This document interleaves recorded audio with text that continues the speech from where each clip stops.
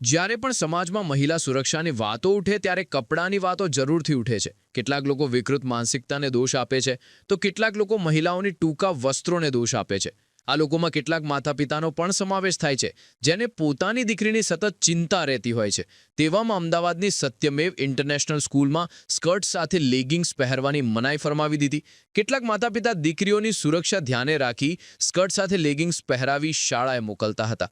જેના પર વાંધો ઉઠાવીને શાળાના ઘમંડી આચાર્ય જયસિંહ રાજપૂતે આવો મા-બાપ માટે આઘાત સમાન આદેશ કર્યો છે. જે બાદ વીટીવીની ટીમે ઝુંબેશ ચલાવી અને વિવાદ ઊભો થતા સંચાલકે યુટર્ન લીધો હતો અને પોતે કરેલા આદેશનું પોતે જ ખંડન કર્યું છે.